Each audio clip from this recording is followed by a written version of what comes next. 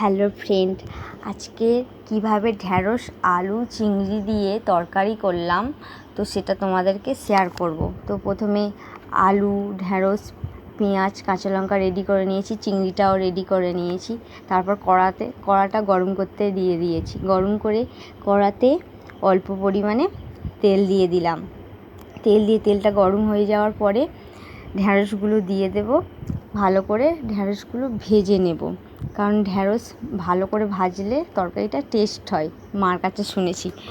তো ঢ্যাঁড়সটা ভালো ভাজাই হয়ে গেছে, লাল লাল হয়ে গেছে। তো ঢ্যাঁড়সটা এবার আমি তুলে নেব।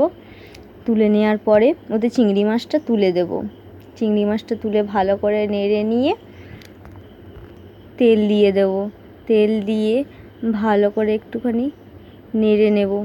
নেড়ে নেওয়ার পরে এতে হলুদ গুঁড়ো দিয়ে দেবো পরিমাণ মতো, লঙ্কা গুঁড়ো দিয়ে দেবো। লঙ্কা গুঁড়োটা দেওয়ার পরে একটু নেড়ে নেব হালকা করে। তো নেড়ে নেওয়ার পরে নুনও দিয়ে দেব। নুনটা দেওয়ার পরে ভালো করে নেড়ে চিংড়ি মাছটাকে ভালো করে ভেজে নেব। তো আমার চিংড়ি মাছ ভাজা হয়েই গেছে বন্ধুরা। এবার কড়াতে চিংড়ি মাছটা নামিয়ে নিয়ে কড়াতে অল্প তেল দিয়ে দিলাম। তেলটা দিয়ে কড়াটা একটু নেড়ে নিলাম। নেড়ে নেওয়ার পরে পেঁয়াজ দিয়ে দিলাম। পেঁয়াজটা ভালো করে ভাজার পরে দুটো কাঁচা লঙ্কাও দিয়ে দিলাম। কাঁচা লঙ্কার পরে আলুগুলো সব তুলে দেব। আলুগুলো ভালো করে ভেজে নেব।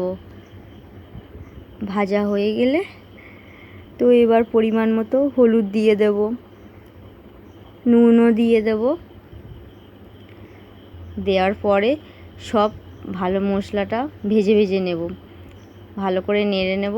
ভাজা হয়ে গেলে পরিমাণ মতো জল দিয়ে দেব, যাতে আলুটা ভালোভাবে সিদ্ধ হয়। তো পরিমাণ মতো জলটা দিয়ে দিয়েছি। দেওয়ার পরে জলটা ফুটছে দেখা পাচ্ছ। এবার জলটা ফুটে গেলে, আলুটা সিদ্ধ হয়ে গেলে বন্ধুরা সব ঢ্যাঁড়সগুলো তুলে দেবে, কারণ আলু সিদ্ধ হয়ে যাওয়ার পরে ঘেঁটে যায় না, ওই জন্য ঢ্যাঁড়সটা একটু তরকারি হয়ে আসার কিছুক্ষণ আগে দিয়ে দেবেন। তো ঢ্যাঁড়সটা ফুটছে, এবার আমি চিংড়িটা দিয়ে দেব, কারণ চিংড়িটাও তো সিদ্ধ হবে অনেকক্ষণ। তো আমি চিংড়িটা দিয়ে দিয়েছি। এবার আমি তরকারিতে টেস্ট হওয়ার জন্য ম্যাগি মশলাটা দিয়ে দেবো। তো ম্যাগি মশলাটা দেওয়ার পরে তরকারিটা নেড়ে নিলাম ভালো করে। তারপরে কয়েকটা আলু ঘেঁটে দেবো। তরকারিটা গাঢ় হওয়ার জন্য কয়েকটা আলু ঘেঁটে দেবেন। ঘেঁটে দিয়ে ভালো করে ফুটিয়ে নেব। ফোটানোর পর এবার তরকারিটা ঢেলে দেবো আস্তে আস্তে, কারণ গরম তো কড়া। আস্তে আস্তে ঢেলে নিয়ে তো তরকারিটা তো নামানো হয়ে গেছে বন্ধুরা, দেখা পাচ্ছ। তো প্লিজ এরকম ভিডিও দেখতে থাকলে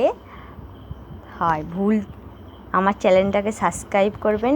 tata, bye bye, Har Har Mahadev.